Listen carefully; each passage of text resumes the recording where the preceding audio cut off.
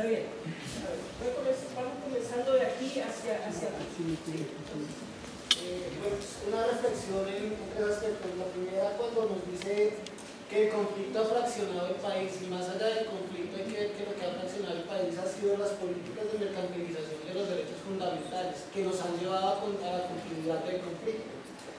Para continuar en ese sentido, entonces la atención a las víctimas, si bien es necesaria, a las víctimas que están enfrente al cañón, tenemos, digo yo, 42 millones de víctimas que han vivido el conflicto por los medios de comunicación que se dedican a desinformar, y que son esas víctimas las que son el primer obstáculo para la reintegración social de los desmovilizados.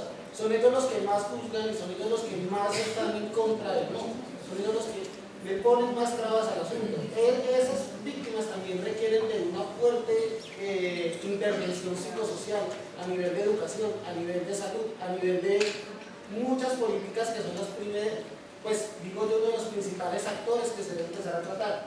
Y si bien es importante, que es el último ítem de mi reflexión, si bien es importante las políticas de las que están hablando en especialización, en atención especializada por medio de la psicología y la psiquiatría, es de reconocer que las víctimas a nivel rural, el primer contacto que tienen con el sistema de salud son con todos aquellos estudiantes rurales de las carreras de medicina y enfermería que no cuentan con condiciones dignas para prestar servicios de salud, que no cuentan con condiciones dignas de dar cuidado a esos pacientes, que son rurales, estudiantes de rurales que ganan 500.000 pesos mensuales, donde tienen que sacar de ahí para todos sus gastos, y es el momento de ver que hay necesidad de generar políticas que ataquen la inequidad o las desigualdades o la insuficiencia de recursos para esos estudiantes rurales, para que ellos sean capaces de enfrentar y de saber cómo enfrentar, tener el tiempo para enfrentar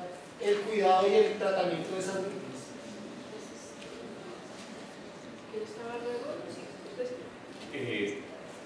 Una preguntita. ¿Cuál va a ser el papel de las instituciones de educación superior, en especial de las 32 universidades públicas, como formadoras de profesionales de la salud y de la educación, en tanto constructores de una cultura de paz duradera y permanente? Mire, yo estoy en esta Universidad Nacional, y esta Universidad Nacional, con pretexto de un proyecto de renovación urbana, tiene amenazado la segunda fase del Hospital Universitario Nacional, tiene amenazado los predios de la universidad, está en conflicto, y yo he sido luchador como padre de familia de la Organización de Padres de Familia de la Facultad de Medicina por ese hospital, y hemos gastado tiempo luchando en el Congreso ante el señor Enrique Peñalosa, que está detrás del interés, ante el señor Vargas, Luis Carlos Sarmiento Angulo, que quieren destruir el hospital de la Policía Nacional, que quieren destruir el hospital universitario de la Universidad Nacional, que quieren destruir el SAP, que quieren destruir el CAN en beneficio de unos intereses económicos de gente que está podrida en plata. Y lo planteo así, porque es que el conflicto no solamente está allá. Mi hija se está formando como médica, pero lleva en su corazón el conflicto que ya lo tiene aquí en la Universidad Nacional. Nosotros, así como vamos a defender allá, también debemos defender lo que es nuestra Universidad Nacional como alma mater de la nación y como alma mater de América Latina. Eso lo planteo, y con esa fuerza, porque yo creo que si nosotros hablamos de conflicto, hablemos del conflicto que tiene la educación superior pública por tantas normas que deterioran su seguridad y que deterioran su presupuesto y su economía. No hay compromiso de la nación ni del Estado frente a la educación pública de este país. Yo lo quiero dejar así porque me parece que es vital que ese debate se dé. Gracias. Para la doctora Ángela, primero que todo, muchísimas gracias. Tres preguntas, uno como académica, otro como persona que ha ido como representante de las mujeres en La Habana, y la tercera como congresista. La primera pregunta es, como académica, desde la presentación, incluso las dos, que han hecho a mi modo de una excelente presentación académica también, pienso, y recogiendo la pregunta de nuestro estudiante, la mayor problema psicosocial, a mi modo de ver, somos la sociedad. Es decir, este imaginario en que el triunfo es la guerra, a mí me angustia terriblemente que los niños hayan visto o sigan viendo que los triunfos son los muertos. O sea, la bandera de que aquí ganamos porque hay tantos militares o tantos guerrilleros muertos en combate, eso me aterra y eso está aquí, en la cabeza de acá, y se lo sigue uno viendo permanentemente, al menos por RCE. La segunda pregunta, me parece que es el reto mayor, Y el segundo, como persona que fue a trabajar en la mesa de La Habana y que ha escuchado todas las versiones que representan de las mujeres y lo que nos cuenta de la agresión, un elemento fuerte es la verdad, el reconocimiento y la verdad. Yo quisiera preguntarles si tienen algunos datos específicos y cuáles son los actores que han dicho y que se está pidiendo que se reconozca la verdad, porque obviamente también en estos medios de comunicación los terroristas son los violadores, son los que, etcétera, etcétera, etcétera. Y aquí creo que un elemento central cuando se está hablando de reconocimiento de la verdad, por lo menos son de los actores comprometidos en el conflicto, si tiene algunos datos de por lo menos de los dos actores, Fuerza Pública y FARC. Y la última, ya como congresista, me parece que un resultado, por lo menos la conclusión del primer foro, es la necesaria reforma de la Ley 100 en términos de por lo menos quitar toda esa intermediación, toda esta EPS, a pesar de que la 1751 del Estatuto de Seguridad coloca la ley coloca la salud como un derecho fundamental, pero no estamos viendo que ni siquiera pues así se ha tomado, al menos esa fue la presentación esta mañana de Camilo como representante del Ministerio. Gracias.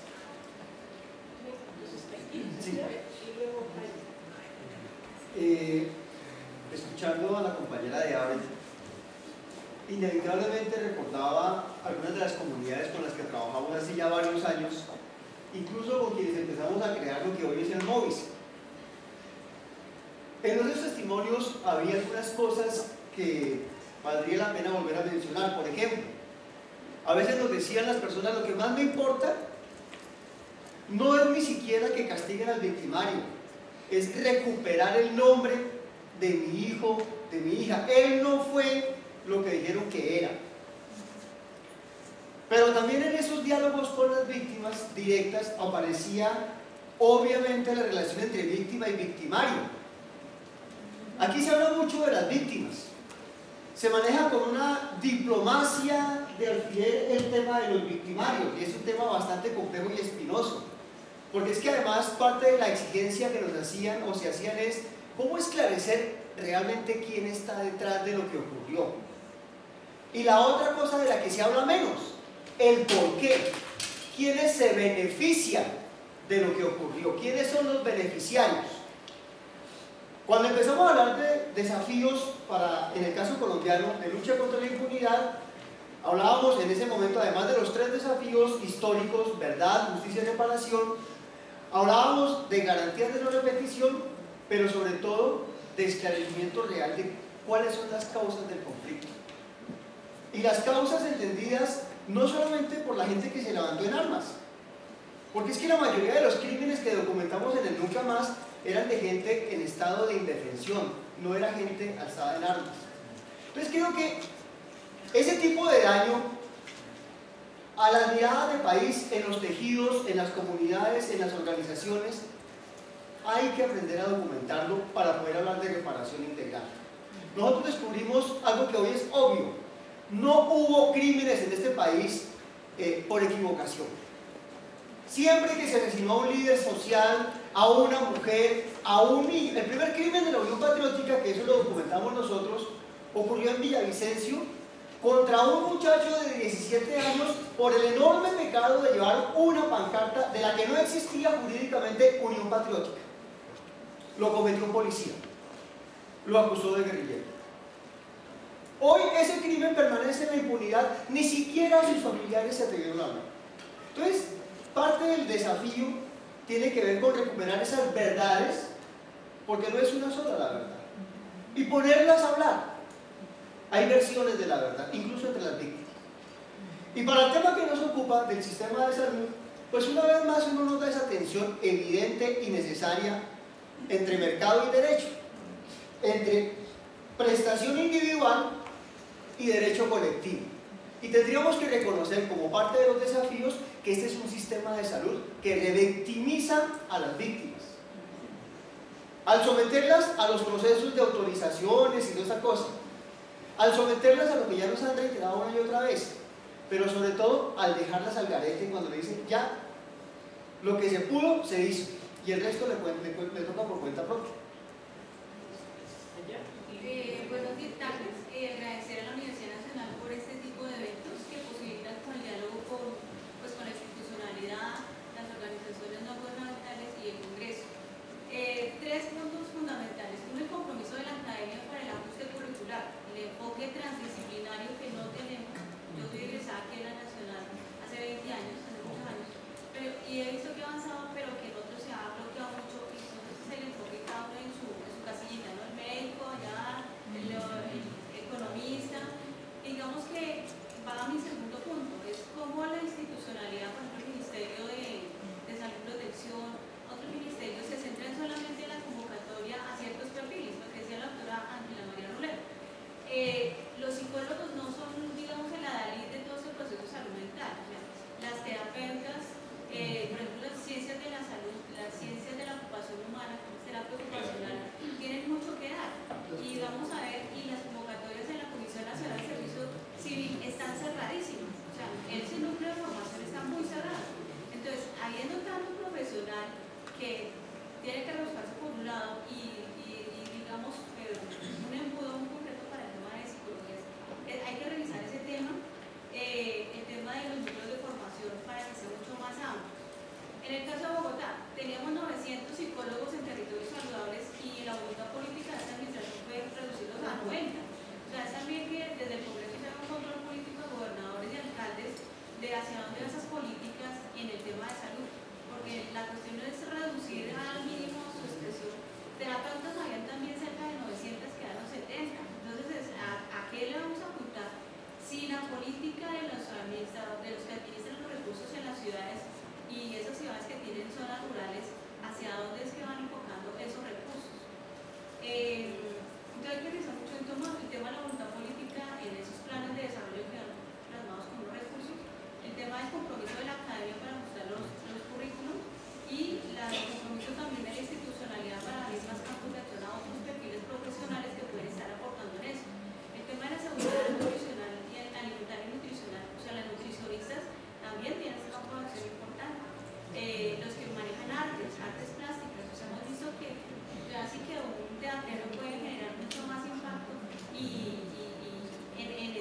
la población víctima del conflicto y en general en toda la población, ¿sí? Entonces, ¿cómo abrimos esas posibilidades a otros perfiles profesionales para que manejemos mucho más la integralidad de esta intervención? Dos cosas. La primera, cuando uno mira la estructura institucional del Ministerio Público, encuentro y haría un reconocimiento a que todo lo que está en la oficina de promoción social del Ministerio, que yo creo que es un rincón del Ministerio de Salud, que ha sido forjado a partir de la lucha política y el activismo judicial de este país.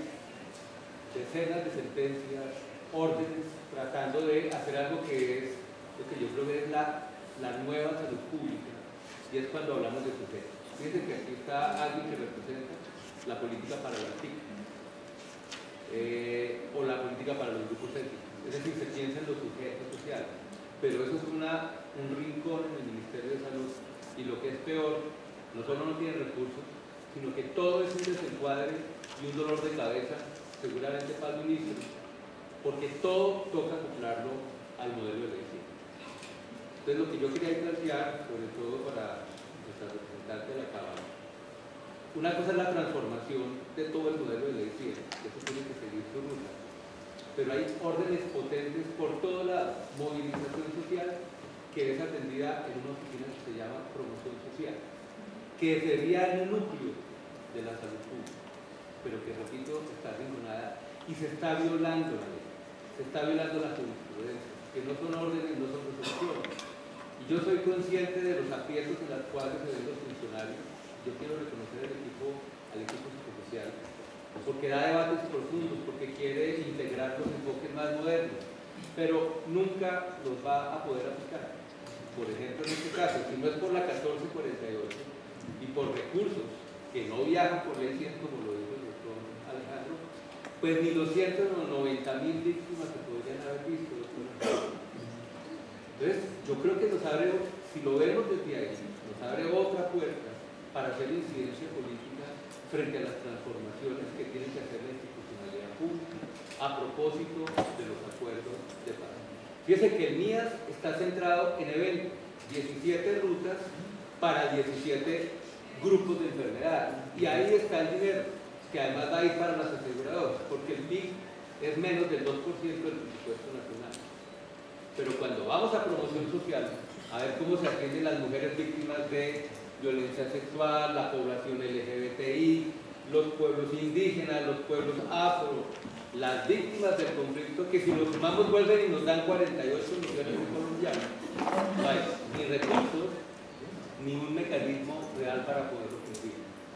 Hay que dar, yo creo, un punto y una ruta para seguir trabajando. Y el segundo, yo me preguntaría el 2 de octubre, y perdónenme este activismo tan evidente, si yo puedo decidir solo, sin pensar en los demás, si podríamos estar votando una medida contundente de atención psicosocial a las víctimas del conflicto armado. Si yo puedo decirle no a parar la guerra, cuando hay una implicación por lo menos sobre 8 millones de personas que han sido víctimas directas del conflicto armado. Quería resaltar la implicación de esa decisión ciudadana, personal, del día 2 de octubre. Creo que eso es más contundente que las 160.000 víctimas atendidas, que toca discutir hasta dónde han sido atendidas, el mensaje que se le daría a la población de decir no, sobre todo nosotros los de las ciudades, que somos la mayoría, hemos decidido que no tiene derecho a iniciar un proceso de reparación. Muchas gracias por las preguntas y comentarios. Entonces, nuevamente tiene... Al primer planteamiento que nos hace el profe, si realmente la Oficina de Promoción Social recoge mucho de lo que hoy se está debatiendo acá, y es pensarnos de forma diferente, atender las particularidades y la diversidad, y ver cómo desde el sector salud podemos hacerlo. Es un reto enorme que está en una oficina que hace parte de, bueno, está anclada como oficina asesora de despacho, pero que no solamente tiene la lógica estructural de asesorar despacho, sino también de implementar algunas acciones directas, como es el caso de víctimas del conflicto armado, donde desde esta oficina implementamos el componente de atención psicosocial y construimos los lineamientos y la orientación, y asistimos técnicamente al territorio para poder lograr los niveles de calidad y de empoderar también al territorio y a las víctimas en este proceso. Ha sido enorme. Creo que el reto es repensarnos en función de poder pensarnos unas políticas muchísimo más integrales, integradoras. Como reto, por ejemplo, del grupo de promoción social, que creo que es una de las invitaciones que hay, lo veo muy plasmado en el reto que técnicamente nosotros decidimos asumir, es pensarnos un concepto nuevo que se ha dado más desde las líneas de los debates en términos de género, y es la interseccionalidad. Cómo nos pensamos a las personas desde la diversidad, y desde allí poder generar sus procesos de recuperación, independientemente sea en atención psicosocial, sino en los demás aspectos de la salud. Ese es un reto, es algo nuevo. Nosotros nos dimos el debate interno y también público de poderlo plantear y de poderlo definir en la estrategia de atención psicosocial. Algunos nos han levantado y nos han dicho, ¿y qué es eso? Y nosotros nos dimos a la tarea no solamente de tratar de conceptuarlo y definirlo técnicamente, sino también de llevarlo a la práctica en el ejercicio que hacen los profesionales hoy en el territorio. Y creo que esos son los retos, son pequeños pasos que como oficina, frente a todos los temas, yo solo voy a referirles de víctimas, nos hemos dado unos debates muy fuertes frente al tema indígena, frente a las políticas de discapacidad. Claro, hay desaciertos, hay también situaciones que no hemos resuelto, eso también tenemos que reconocer, o sea, tampoco es perfecto, pero lo más significativo es que nos hemos dado la tarea de reflexionar constantemente sobre lo que hacemos, y eso ha sido como algo que nos ha permitido llevar, por ejemplo, a que hoy en este escenario académico, desde mi percepción, podamos tener muchos puntos de encuentro en relación a lo conceptual, a lo operativo y al deber ser de un proceso de atención psicosocial para el posconflicto. Claro, habrán muchas cosas en la minucia que tendremos que entrar a discutir, habrán muchas claridades que se tendrán que generar, pero yo creo que aquí, repito, a nivel personal, miro que hay muchos encuentros más que desencuentros. Y creo que es un frente de promoción social, realmente el profe lo resumió y lo representó muy bien. Ese es el ejercicio que hacemos día a día en la Oficina de Promoción Social. Y referente a los demás retos, sí creo que hay muchísimas cosas que mirar frente a poder lograr que como sociedad comprendamos que el sufrimiento no solo lo atienden los psicólogos y los trabajadores sociales, es un reto enorme. Si hoy para muchos psicólogos y trabajadores sociales reconocer y comprender que es difícil atender el sufrimiento, aún más difícil es avanzar para que la sociedad en su conjunto pueda comprender que el sufrimiento humano no solamente es de los psicólogos, ¿sí? Eso es un reto que tenemos como sociedad, y es un reto que tenemos también como país y como instituciones, como sociedad civil, como Congreso y como instituciones del gobierno. Un reto en repensarnos y en formular y caminar hacia ello. En este ejercicio que hemos hecho con la unidad de víctimas, con la ACR y con el ICBF, por ejemplo, nos estamos pensando acciones societales que impacten de manera transversal todo el ejercicio de ciudadanía. O sea, no solamente nos estamos limitando a podernos pensar procesos de atención como en una plataforma comunitaria, sino también es que no solamente eso está ya en lo local, sino también tenemos que mirar cómo sociedad transitamos a unas nuevas formas de comunicarnos. Y allí es donde estamos hablando de unas medidas societales que también creemos tiene muy significado en algunas de las apreciaciones que hicieron algunos de los asistentes al evento, y es no solamente cómo atendemos a las personas que directamente estuvieron involucradas en la guerra, sino cómo nos atendemos y cómo nos vemos como sociedad, ¿sí? En estas áreas rurales donde estamos la mayoría y donde la mayoría de los que estamos en estas áreas urbanas no hemos directamente vivido la guerra, sino solamente lo que nos han de manera, como lo han dicho y lo pongo entre comillas, sesgada algunos medios. Entonces es muy complejo, pero hacia allá tenemos que apuntar, y es como también le transmitimos, así como muchos de los ciudadanos hoy nos dimos cuenta que existía la guerra después de lo que empezaron a relatarse en el marco de la ley 975, hoy también cómo nos pensamos una nueva forma de vernos como ciudadanía y de vernos como país. Esos son retos enormes que no solamente pasan por los que estamos en las instituciones, por los que están organizados en la sociedad civil, por los que están gestionando procesos legislativos, sino porque pasa por cada uno de nosotros en vernos como ciudadanos, ¿sí? Y yo creo que es una reflexión enorme que tenemos que hacer como país.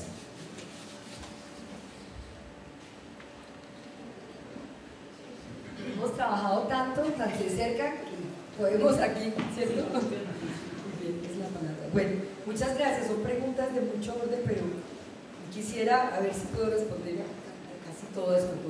Lo primero, frente a la polarización, fíjate que una de las cosas que decía Ignacio Martín Baró es que es una polarización intencionada, y una polarización intencionada busca prácticamente imposibilitar la posibilidad de ver y oír. Yo creo que son cosas tan elementales como esas, ¿sí?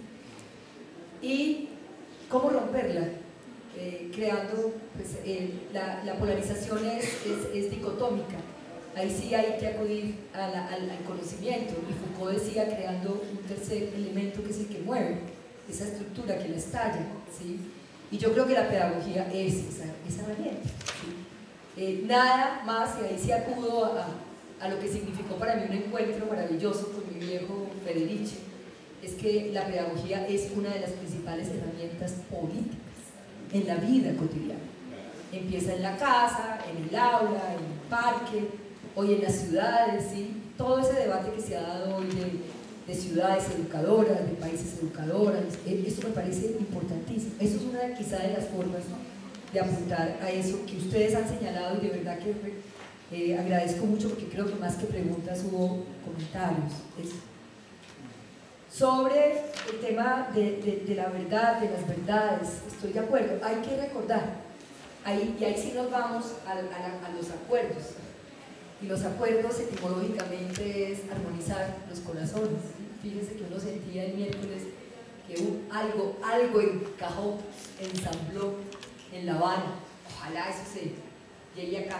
Bueno, en esos acuerdos, en el punto quinto de víctimas, hay dos tipos de acercamiento a la verdad o a las verdades.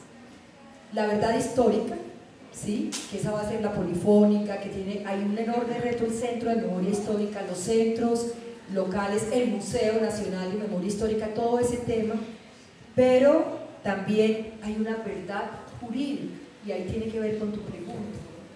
A esa sala de verdad jurídica que tiene dos instancias, el tribunal, que es la segunda instancia, y las salas, va a ir toda, digamos, va a llegar muchísima información que yo sí creo que va a poner de cara a los victimarios el bastión de la verdad, porque sí hay un elemento diferencial frente a lo que pasó con los paramilitares, y es que aquí la verdad, o sea, no va a ser una versión libre, es contra pruebas. Ustedes decían, la medicina se hace con evidencias, y ahí van a verse de cara no solo la guerrilla, los integrantes de las fuerzas militares, los actores económicos y los funcionarios. Y por eso yo creo que hay tanto temor, porque ahí puede llegar un señor que tiene inmunidad como presidente, pero no como gobernador. Y creo que ese es uno de los puntos complicados. Y ese va a ser uno de los puntos de tensión enorme, pero está ahí.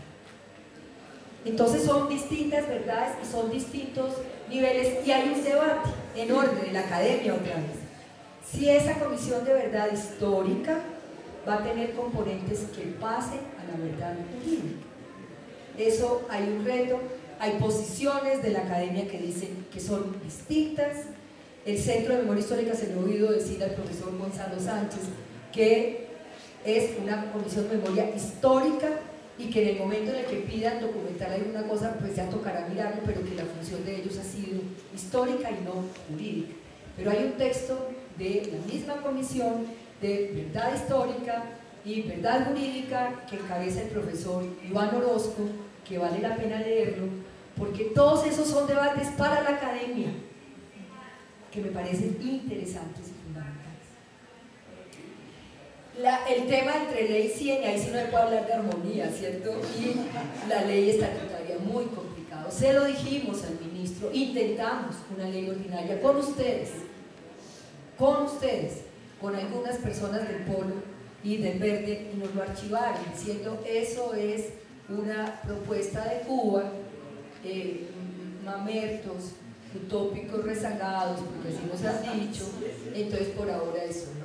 Soñémonos un sistema público, me lo han dicho algunos funcionarios del ministerio, dentro de unos años, ahora no se puede.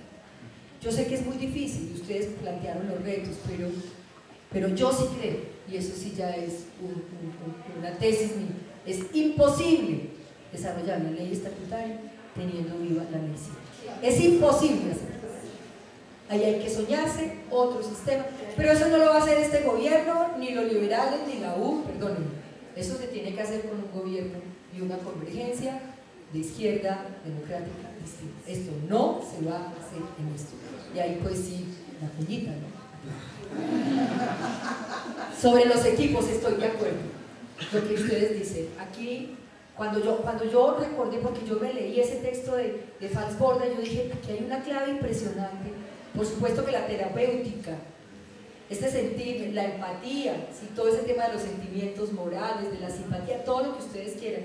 Si estuviera aquí Yoyos, que cómo lo anhelo, cómo me duele que no le hubiera tocado este momento, me le hubiera dicho eso. Sentimientos morales, y eso es la base para que artistas, cuidadores, mujeres que están en los territorios, psicólogos, médicos, enfermeras, psiquiatras, bueno, estemos ahí haciendo ese ejercicio, porque sobre todo, en principio, es una capacidad de reconocerme con el otro. La empatía es eso, de sentir con el otro.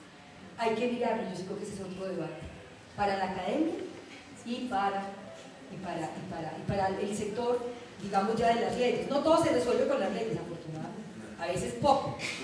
Y ahí está la transdisciplinaridad, porque no es solo interdisciplinaridad, es transdisciplinaridad. Es el encuentro de saberes, de los que han hablado tantos, ustedes lo han trabajado, porque aquí hay que reconocer muchísimas cosas.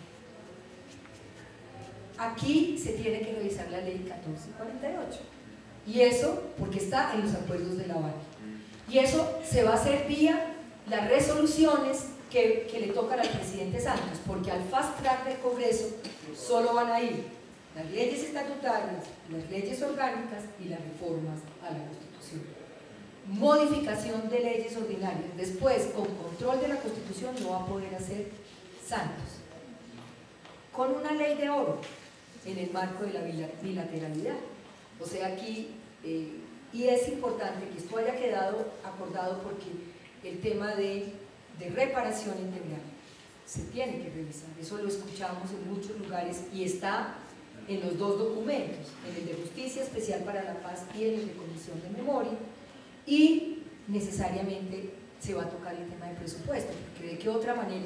Y entonces el reto va a estar que la 1448 sigue como ordinaria, la de violencia sexual 17-19 sigue como ordinaria, y hay un régimen extraordinario de énfasis que es el del conflicto. Nada fácil, nada fácil. Entonces creo que ahí está el enorme reto que se va a hacer. Sobre la defensa de la universidad, papá, yo estuve con muchos profesores de acá, yo acompañé la lucha con el seminario de profesores de la universidad, con Patricia Rodríguez, con Mario Hernández, con Fabio López, bueno, con una cantidad de profesores, con Mauricio Archila. El 2 de febrero del 2014 hicimos un debate aquí y nos quitaron la luz, en el edificio de Luis Carlos Sarmiento. ¿Se acuerdan? Nos la quitaron. Bueno, pero eso fue un freno para que este rector, Mantilla, frenara la venta del campus de la universidad. Y eso lo hicimos con ustedes, con los estudiantes. Recuerdo a íntimas, que fue clave en los debates en el Congreso. O sea, sí se puede. Estoy de acuerdo con usted. La amenaza es enorme. Porque esta tenaza de Vargas Peñalosa, apague y vámonos, borra, porque son desmedidos en sus pretensiones y sus intereses. Y hay que seguirlo defendiendo. Y entonces ustedes saben, en el Congreso de la República seguimos haciendo. Estamos haciendo seguimiento a la ley que hay ahora para querer tocarlo. Ustedes han estado en las audiencias, hemos abierto una mesa. Eso hay que seguirlo haciendo y trabajando. Y Bogotá, tenemos un debate pendiente sobre salud, que nos lo aplazaron, vamos a ver si lo podemos hacer, sobre toda esta reestructuración de salud. Tienes todas las razones, aquí se le dio un golpe de muerte a territorios saludables, un golpe de muerte, porque va a significar muertes. Eso hay que hacerlo.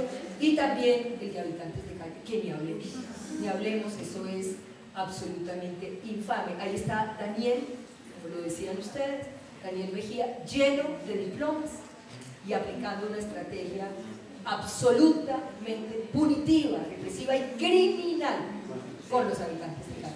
Pues entonces la tarea continúa, ¿cierto? El ejercicio hace, aquí hablamos de atención psicosocial, pero uno termina conectado con muchas cosas, porque este es el país que nos tenemos que reinventar. Entonces, para todos y todas una invitación, ¿sí? Entre todos y todas tenemos que tejer esta segunda oportunidad sobre la tierra de Colombia. Muchas gracias.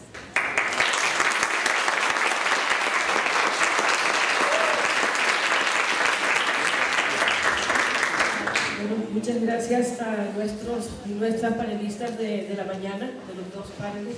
Creo que ha sido de gran producción desde lo académico y lo político para seguir avanzando en estos retos y desafíos que nos quedan por delante con relación a la salud de Colombia y los acuerdos y los acuerdos.